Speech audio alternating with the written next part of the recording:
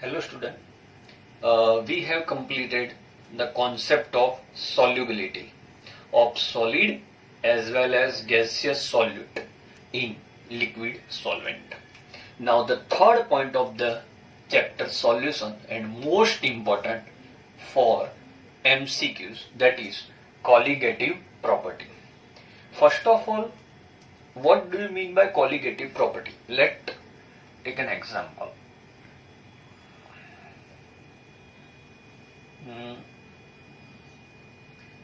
It's a 1 molar solution of glucose. Let us take it A.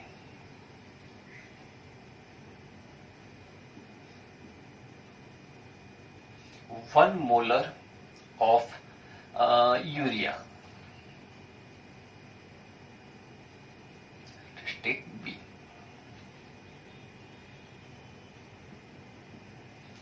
All are aqueous solution. 1 molar of NaCl. It's C. And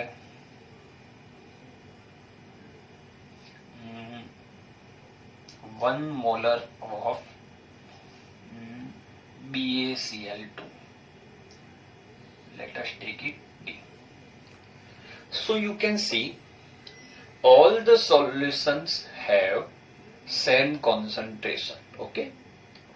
But some of the properties of solutions depends on number of particles of solute, means glucose. So glucose, when you add glucose into aqua, means water, glucose as it is वो solution में as it is रहेगा, क्योंकि glucose जो है वो dissociate भी नहीं होता, यानी टूटता नहीं, और एसोसिएट भी नहीं होता. सेम वे यूरिया भी ऐसा ही रहेगा. But what about NaCl? NaCl पानी में जाके डिसएसोसिएट होता है, Na plus Cl minus. BaCl2 यहाँ पे 3 पार्टिकल यानी 3 आयंस करेगा, Ba2 plus and 2 times Cl minus. I can write Na plus Cl minus. So number of particles are 2. यहाँ Ba2 plus 2 Cl minus, number of particle 3. So some of the properties of solution depends on the number of particle of solute. Does not depend on the nature of solute. Solute कोई भी हो वो नहीं देखना आपको, number of particle कितने वो देखना है. So colligative property depends on number of particles of solute. Okay, does not depend on the nature of solute. Now the point is that some of the properties of solution A and B are same, that is colligative property. Why? Because number of particle in this and this is equal. So all the colligative properties of solution A and B are same.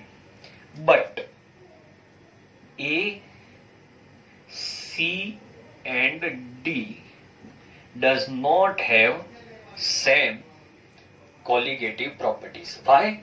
Number of particle here is 1, here 2 and 3. So in short, colligative properties are the property which depends on the number of particles of solute. And these colligative properties are 1. Vapor pressure of solution, short में हम इसको VP लिखेंगे. Second, elevation boiling point. Delta TB लिखेंगे। Third, depression इन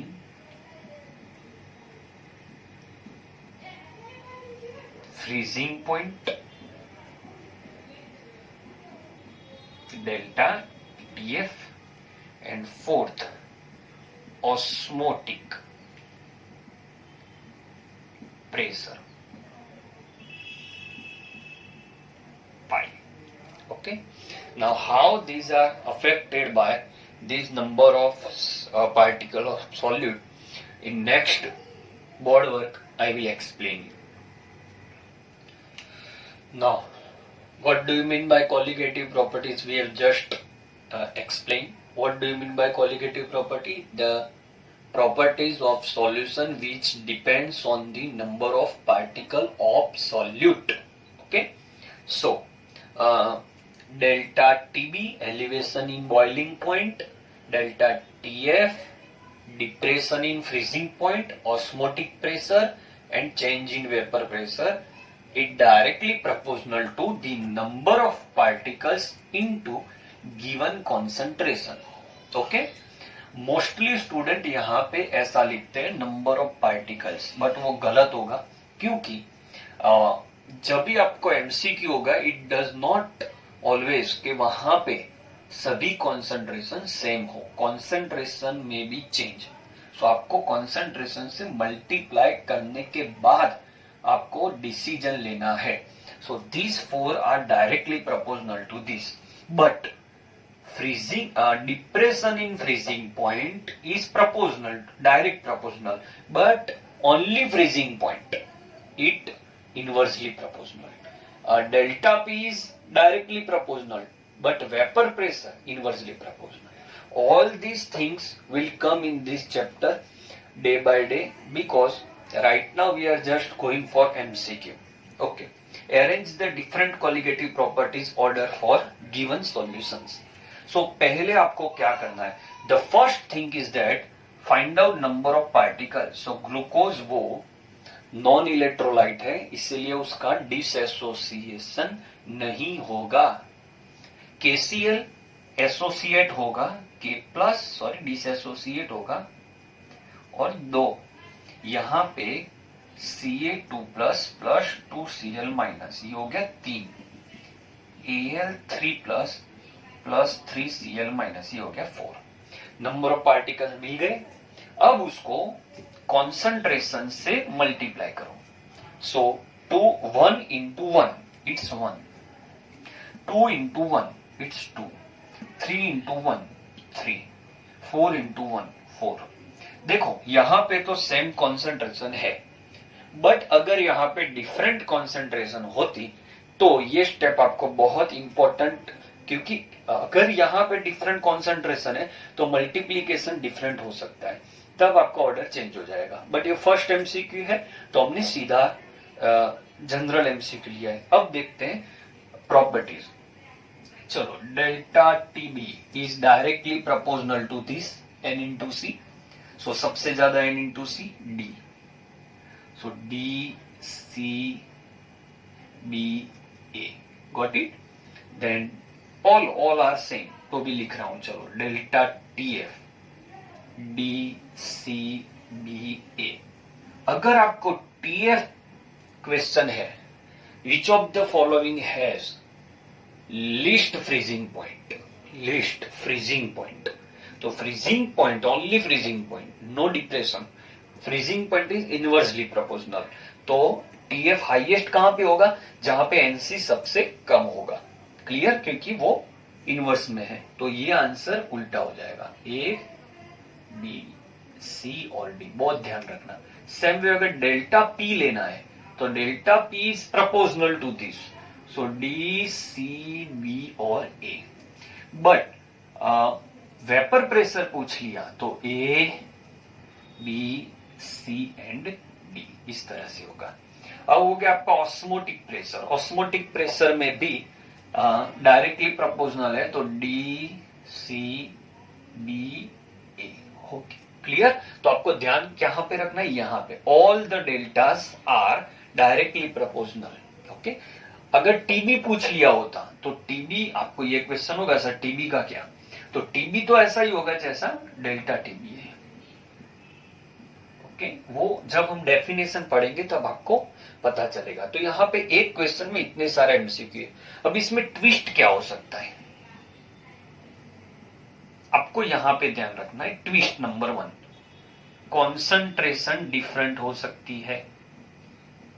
तो उसका इलाज तो मैंने आपको बताया, अगर कॉन्सेंट्रेशन डिफरेंट है डोंट वरी, आपको मल्टीप्लाई करके ये जो आंसर है वही देखना है। It is your decision making concept N into C, not only N. Okay, twist यहां पे हो सकता है। सेकेंड ट्विस्ट ये हो सकता है द यूनिट ऑफ कॉन्सेंट्रेशन वो डिफर हो सकते हैं।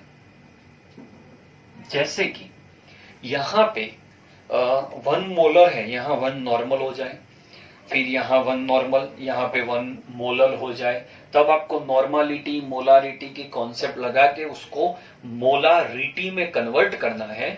फिर आप उसको मल्टीप्लाई करो नंबर ऑफ पार्टिकल से। अच्छा, कोई पूछ ले सर ये सब नॉर्मालिटी होती तो चेंज करने की कोई जरूरत नहीं है। सर सभी मोलारिटी होती तो भी चेंज करने की जरूरत नहीं है। बट 2 मोलारिटी है और 2 नॉर्मालिटी है, तो या तो नॉर्मालिटी को कन्वर्ट कीजिए मोलारिटी में, नॉर्मालिटी इक्वल्स एसिडिटी और बेसिसिटी इनटू मोलारिटी फॉर्मूला से। थर्ड, कई बार वेट बाय वेट यूनिट देते हैं। अब बच्चों सुनो, यहां पे 10%, 10%, 10%, 10%, तो आप तो मान लेते सर चारों में 10% है, चारों की यूनिट सेम है, तो 1 इंटू 10 10, 2 इंटू 10 20। बट ऐसा मत करना क्योंकि ये वेट बाय वेट है, तो ये पार्टिकल नहीं है, तो वेट बाय वेट को divide by 1 upon molecular weight करना है, फिर उसको कॉन्सेंट्रेशन से मल्टीप्लाई करना है। ये मोस्ट इंपॉर्टेंट पॉइंट है। आई होप आपको काफी एमसीक्यूज इसमें आप सॉल्व कर पाओगे। Thank you.